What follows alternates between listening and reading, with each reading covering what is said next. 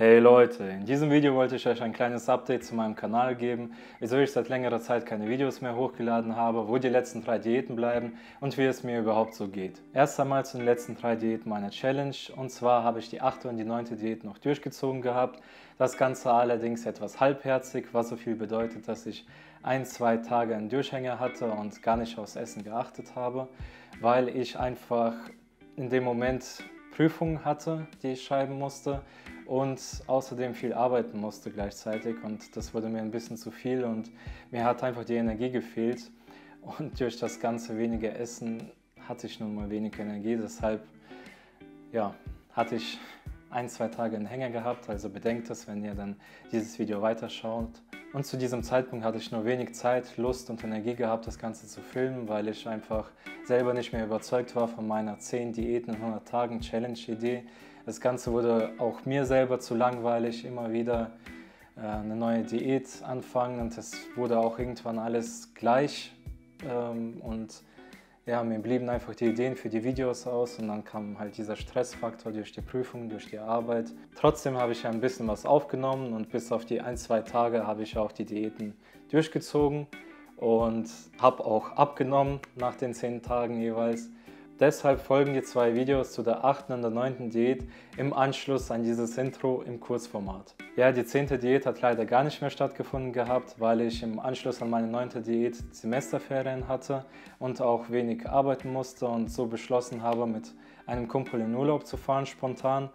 Und ich hatte wirklich keine Lust gehabt, mich im Urlaub einschränken zu müssen oder schauen zu müssen, was ich esse, und außerdem die ganze Zeit filmen zu müssen. Und deshalb habe ich dann beschlossen, die 10. Diät nicht mehr stattfinden zu lassen. Im Nachhinein sehr schade, weil ich dann diese ganze Challenge dann nicht geschafft habe, aber 9 Diäten in 90 Tagen habe ich durchgezogen. Nach dem Urlaub habe ich mich so schlecht gefühlt, dass ich die 10. Diät nicht mehr durchgezogen habe und somit die Challenge nicht geschafft habe und auch die 8. und die 9. Diät nur wenig gefilmt habe, dass ich keine Lust mehr hatte, auf YouTube oder irgendwas hochzuladen, weil ich mich ein bisschen als Versager gefühlt habe, was natürlich kompletter Quatsch ist, aber ich ziehe halt gerne Sachen bis zum Schluss durch und fühle mich dann sehr schlecht, wenn ich es mal nicht geschafft habe. Nach der 9. Diät habe ich dann 2 Monate lang gar nicht aufs Essen geachtet. Ich habe trotzdem weniger gegessen als vorher, weil ich einfach nicht mehr so einen großen Appetit hatte, und habe am Ende auch nur 4 Kilo wieder zugenommen. Das heißt, ich habe mich 2 Monate danach im ungefähr 90 Kilogramm Bereich befunden, was immer noch 10 Kilo weniger entspricht als vor dem ersten Tag der 10 Diäten 100 Tagen Challenge. In den 2 Monaten war ich auch wirklich jeden zweiten Tag im Fitnessstudio. Ich war wieder mega fit, ich war motiviert. Ich habe mir bei YouTube Videos angeschaut, wie man verschiedene Muskelgruppen mit neuen Trainings trainiert, und es war einfach wirklich eine tolle Zeit, bis dann ein Unfall geschah und ich mir mein Sprunggelenk gebrochen habe und auch operiert werden musste und dadurch auch für 7 Wochen ans Bett gefesselt war, und da ging meine komplette Motivation flöten. Ich hatte überhaupt keine Lust gehabt, ich wollte nur im Bett bleiben, beziehungsweise ich musste nur im Bett bleiben, und die ersten 2 Wochen war ich auch vollgepumpt mit Schmerzmitteln, welche mich auch depressiv gemacht haben. Ich war wirklich am Arsch. Und danach durfte ich 1,5 Monate wieder laufen. Allerdings hatte ich dann immer noch Schmerzen gehabt in meinem Fuß und konnte nicht so viel laufen, weswegen es danach zu einer zweiten OP kam, weil das Ganze nicht gut verheilt ist. Und ich sitze immer noch hier, 5 Monate nach dem Unfall, mit einer scheiß Schiene da, und ja, will einfach wieder mal laufen können. Es ist so kacke. Und falls es euch noch nicht aufgefallen ist, ist es auch der Grund, weswegen ich wieder zugenommen habe, weswegen mein Gesicht wieder etwas dicker aussieht. Ich hatte keine Bewegung, ich habe auch zu dem Zeitpunkt nichts gemacht. Klar hätte ich ein bisschen trainieren können im Sitzen und so weiter, aber es war einfach wirklich zu anstrengend und nichts läuft irgendwie. Ja, alles scheiße. Ich wiege jetzt wieder 100 Kilo, das sind 600 Gramm mehr als vor den 10 Diäten in 100 Tagen. Was bedeutet, dass diese ganzen Diäten umsonst waren. Naja, nicht umsonst. Ich habe ja die Erfahrung gemacht. Ich kann jetzt für mich sagen, welche Diät am besten ist. Das werde ich auch am Ende des Videos in einem Fazit zusammenfassen. Ich werde die Diäten gegenüberstellen, ich werde die Diäten vergleichen, welche Diät war am besten. Ich werde auch die Diät mit meinen früheren Diäten vergleichen, die ich gemacht habe. Und ja, ich weiß jetzt, welche Diät ich wieder machen würde und vielleicht hilft es euch auch etwas. Ich werde jetzt versuchen, wieder regelmäßig Videos zu machen und diese dann auch zu veröffentlichen. Nach diesem Video werden wahrscheinlich die Sprunggelenk-Videos in 2 bis 3 Teilen kommen und danach plane ich wieder geile Experimente. Ich habe schon eine Liste mit ungefähr 60 Experimenten, die ich gerne machen würde.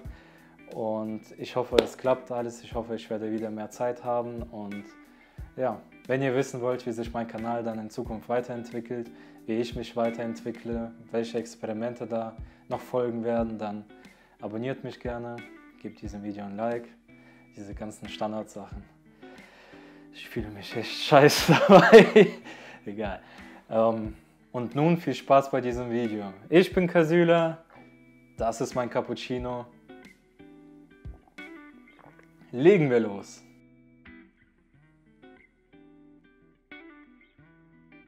Bei der 8. Diät habe ich Kalorien gezählt. Dazu habe ich mir hier diese kompakte Waage besorgt, die man ganz leicht irgendwo mitnehmen kann. Die muss man dann nur noch so öffnen, auf den Tisch stellen und dann kann man seine Sachen abwiegen. Zudem habe ich mir die kostenlose App MyFitnessPal runtergeladen. Mit dieser kann man entweder den Barcode von Lebensmitteln scannen oder kann die Lebensmittel aus einer großen Datenbank raussuchen und diese ermittelt dann automatisch die Kalorien, die man gegessen hat. Man braucht also das Lebensmittel und dann diese Waage, damit man abwägen kann, wie viel da drin ist. Und dann hat man schon seine Kalorien. In der App kann man auch ganz einfach seinen täglichen Kaloriengrundumsatz berechnen. Und das Ziel dieser Diät ist es, unter dem Grundumsatz zu bleiben. So kann man auch ausrechnen, wie viel Gewicht man bis zu einem bestimmten Datum abgenommen haben muss. Und zwar entsprechen ca. 7000 bis 9000 Kalorien einem Kilogramm Fett. Das heißt, wenn man jetzt jeden Tag 1000 Kalorien einsparen würde, hätte man nach 7 bis 9 Tagen 1 Kilogramm abgenommen. Spart man nur 500 ein, dauert es dementsprechend doppelt so lang. Ich habe bei dieser Diät nur darauf geachtet, weniger Kalorien als meinen Grundumsatz zu verbrauchen und hatte kein klares Ziel gehabt von 500 oder 1000 Kalorien. Und ich hatte während den 10 Tagen 2 Tage gehabt, wo ich keine Kalorien gezählt habe und ich schätze mal deutlich mehr gegessen habe, als ich durfte. Aber am Ende habe ich trotzdem etwas Gewicht verloren. Sport habe ich in der Zeit keinen gehabt. Ich habe nur darauf geachtet, wieder die 10.000 Schritte täglich zu schaffen. Heute ist schon der 3. Tag und ich muss sagen, es ist einerseits extrem nervig, Kalorien zu zählen, vor allem bei größeren Gerichten, wo du wirklich jede einzelne Zutat abwägen musst, um zu schauen, wie viel Kalorien das hat. Andererseits ist es einfach, wenn man immer wieder das Gleiche isst. Zum Beispiel esse ich jetzt hier wieder mal Toast mit Leberwurst und einen Kaffee mit Milch und ich weiß schon ungefähr, wie viel Kalorien das alles insgesamt hat und ja, das macht die Sache einfach. Das heißt, theoretisch, wenn man sich einen Wochenplan machen würde, dass man zum Beispiel montags immer Spaghetti isst, dienstags immer Pizza isst, mittwochs immer ein Salat isst und donnerstags Tortellini und so weiter und dann das jede Woche wiederholt, dann müsste man sich theoretisch gar nicht mehr die Mühe machen, die Kalorien zusammenzuzählen, weil man würde ja immer wieder wissen, wie viel da drin ist. Heute ist der 6. Tag und ich komme immer noch sehr gut zurecht mit dem Kalorienzählen. Es ist immer noch verdammt nervig, weshalb ich jetzt auch mittlerweile auf größere Gerichte, die ich selber koche, verzichte, weil es einfach zu nervig ist, die ganzen Sachen abzuzählen. Deshalb esse ich bevorzugt Instant-Sachen wie fertige Spaghetti oder fertige Tortellini oder was auch immer, wo der Kaloriengehalt dann schon immer dran steht an der Packung. Und so muss ich das nicht selber zählen und kann das einfach mit der MyFitnessPal App einfach abscannen, den Barcode, und dann wird mir das alles automatisch eingetragen und ich weiß, wie viel Kalorien ich gegessen habe und wie viel ich noch essen darf. Und wegen den vielen Diäten vorher habe ich auch nicht mehr so viel Hunger. Mir reichen schon kleinere Portionen aus, um satt zu werden. Und ja, die Kalorien, die ich essen darf, sind vollkommen ausreichend.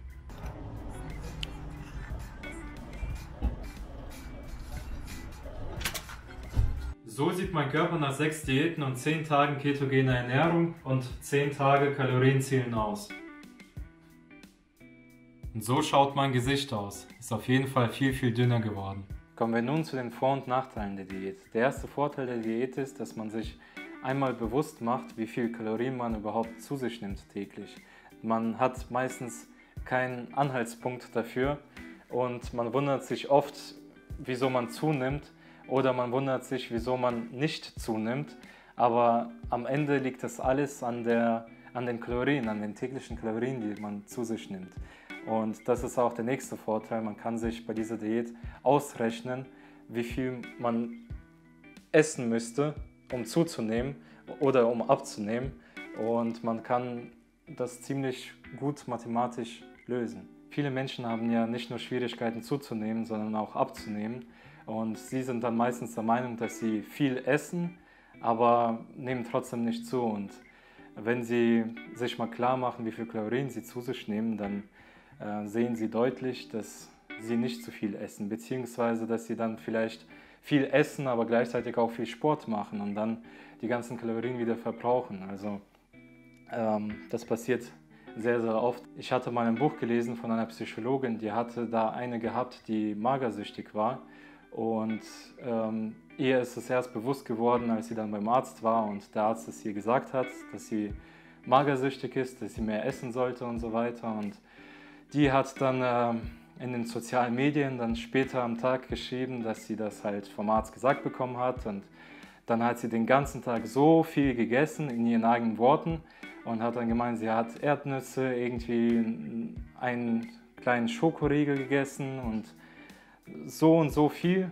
Und am Ende war das gar nicht wirklich viel, das waren am Ende nur 900 Kalorien zusammengerechnet. Aber sie war trotzdem der Meinung, dass das sehr viel war, weil das persönlich für sie viel war.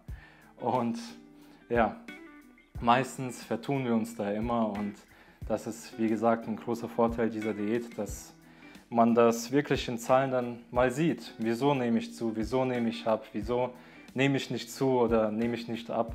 Das ist, ja, super. Die Psychologin redet dazu, dass wenn man nicht weiß, wieso man nicht abnehmen kann oder nicht zunehmen kann, dass man sich wirklich mal 2 Wochen lang, am besten noch länger, notiert, was man isst.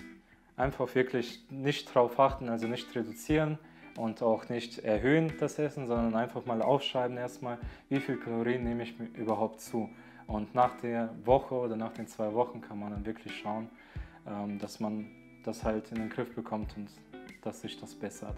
Und bei dieser Diät wird auch schnell klar, wieso man viel schneller zunehmen kann als abnehmen, weil man ja einen täglichen Grundumsatz, sagen wir mal, von 2000 Kalorien hat am Tag. Und man kann sozusagen täglich, wenn man nichts isst, nur diese 2000 Kalorien einsparen. Ja, wenn man noch Sport dazu macht, wenn man noch überhaupt die Kraft hat, wenn man nichts isst, dann kann man irgendwie 3.000 bis 4.000, sagen wir mal, am Tag dann abnehmen.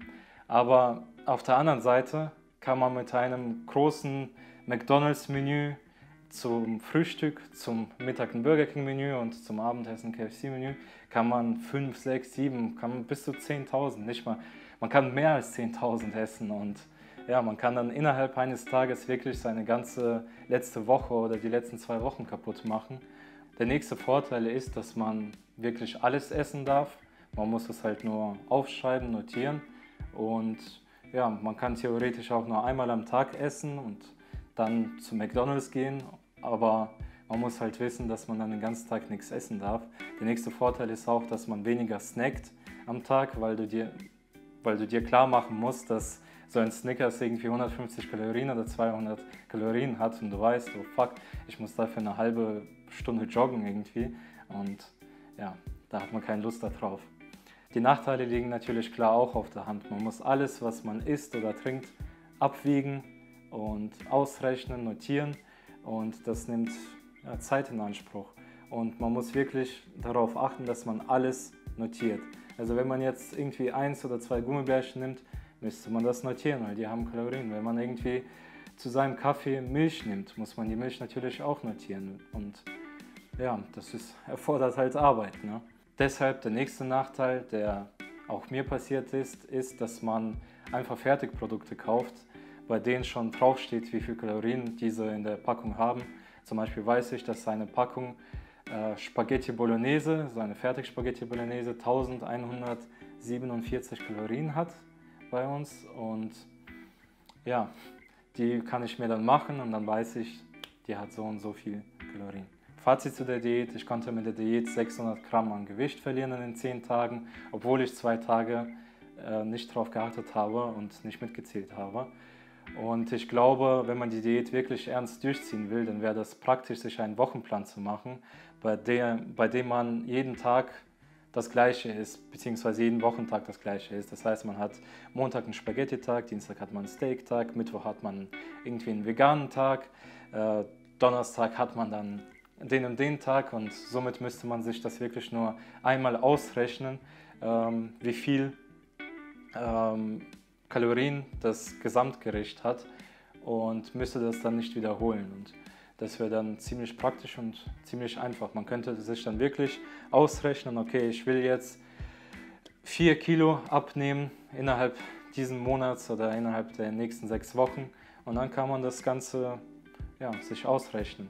Und wenn man natürlich noch Sport dazu nimmt, dann wäre das ideal und perfekt, weil man dadurch natürlich auch Kalorien verliert und dann auch mehr essen darf, zum Beispiel. Das war es schon mit dem Kalorienzählen meiner 8. Diät, und nun kommen wir zu meiner 9. Diät, und diese ist die Haferflockendiät.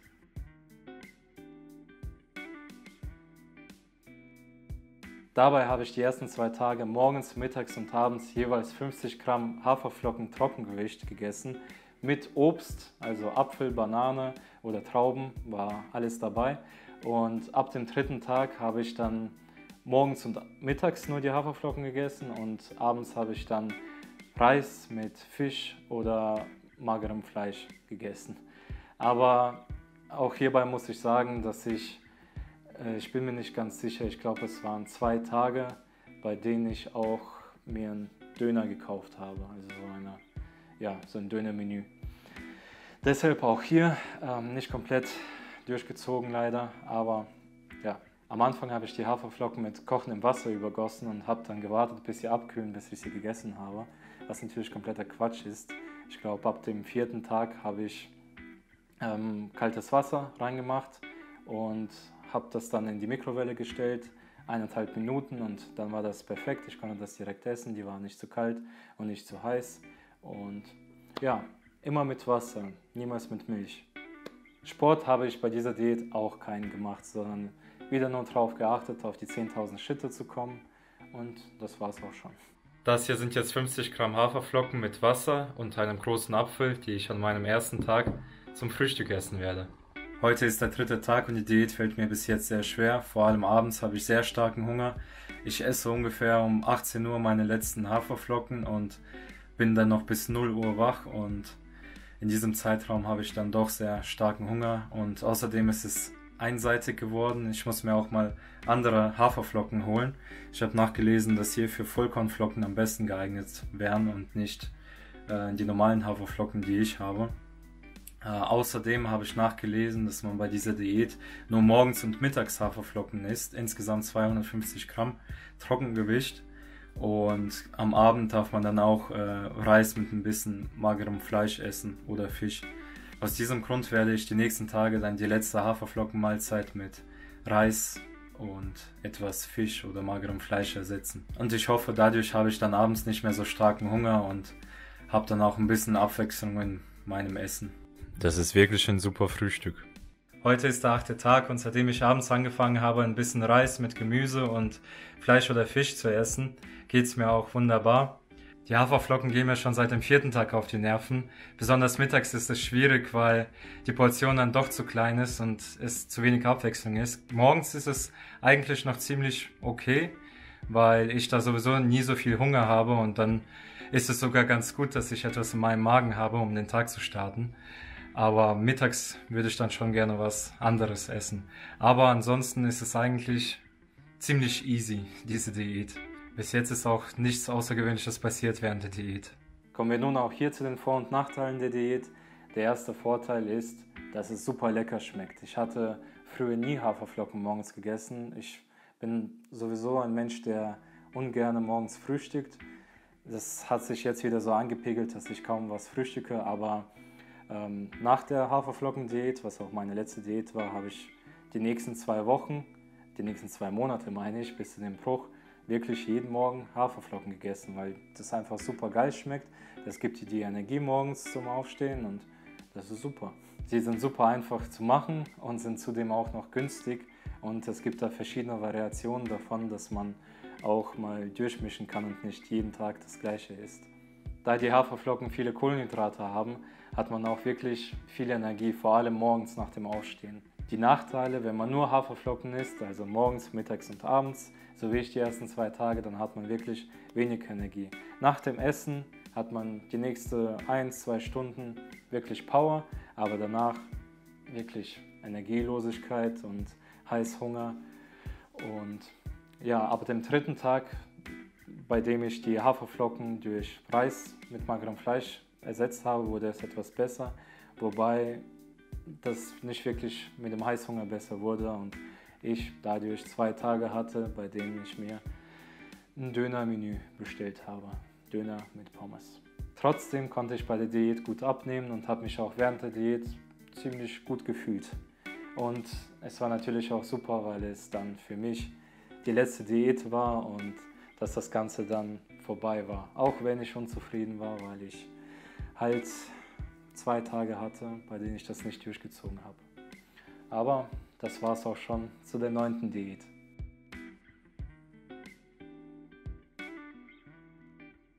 In den 90 Tagen konnte ich mit 9 verschiedenen Diäten insgesamt 13,7 Kilogramm abnehmen. Das sind umgerechnet 4,5 Kilogramm im Monat oder knapp 1,2 Kilogramm pro Woche. Gestartet habe ich mit einem Bauchumfang von 105 cm. Nach der letzten Diät hatte ich einen Bauchumfang von 92,5 cm. Ich habe also insgesamt 12,5 cm am Bauchumfang verloren. Man sieht hier an meinem Gürtel ganz gut, wie erfolgreich die Diäten waren. Und zwar ist das Loch hier vor dem Wasserfasten gemacht worden und das Loch ist schon nach dem Saftfasten und die ganzen anderen Löcher wurden dann innerhalb der 90 Tage gemacht und man sieht alleine diesen Abstand von da zu da ist schon Hammer. Wenn man rein vom Bauchumfang ausgeht, dann war das Saftfasten mit 4 cm und die Rohkostdiät mit 3 cm am erfolgreichsten. Und die OMAD-Diät mit 0,5 cm Zunahme hat hier das Schlusslicht gebildet. An dieser Tabelle, genauso wie beim Gewicht, erkennt man, dass ich am Anfang ziemlich schnell dünner und leichter wurde und mit dem weiteren Verlauf der Diäten wurde es immer langsamer und langsamer. Wenn man den Gewichtsverlust untereinander vergleicht, dann gewinnt auch hier das Saftfasten mit insgesamt 5,6 Kilogramm Abnahme und die Reisdiät mit 2,6 Kilogramm Abnahme. Mit der Keto-, Rohkost- und Haferflockendiät konnte ich über 1 Kilogramm in den 10 Tagen verlieren. Die OMAD-Diät hat natürlich auch hier den schlechtesten Platz. Statistisch gesehen war auch das Kalorienzählen nicht sehr erfolgreich. Wenn man meine vorherigen Diäten dazu nimmt, erkennt man, dass diese fast immer deutlich erfolgreicher waren als die jetzigen neuen Diäten. Ich schätze, das liegt vor allem daran, dass ich bei den vorherigen Diäten immer am Anfang deutlich mehr gewogen habe und dadurch auch viel mehr abnehmen konnte. Wenn ich mich jetzt noch einmal für eine Diät entscheiden müsste, würde ich entweder die Keto- oder die Reisdiät wählen. Die Keto-Diät würde ich dabei wählen, wenn ich schnell Ergebnisse sehen will. Das heißt, wenn ich vorhabe, nur einen Monat lang eine Diät zu machen, dann wähle ich immer die Keto-Diät. Es fällt mir auch sehr leicht, nur tierische Produkte zu essen, aber länger als einen Monat wird es dann auch schwierig, da es wirklich sehr, sehr einseitig ist. Und die Reisdiät würde ich über einen längeren Zeitraum bevorzugen, vor allem weil man dann wirklich langsam abnimmt, aber stetig. Schreibt mir gerne in die Kommentare, welche Diät ihr am besten fandet, welche Diät ihr vielleicht schon mal selber gemacht habt, was für Erfahrungen ihr damit gesammelt habt, von welcher Diät ihr überzeugt seid oder schreibt auch gerne, wenn ihr nichts von Diäten haltet, wenn ihr sagt, nee, das ist alles Quatsch, am Ende gibt es immer einen Jojo-Effekt und ja, lasst es mich bitte wissen.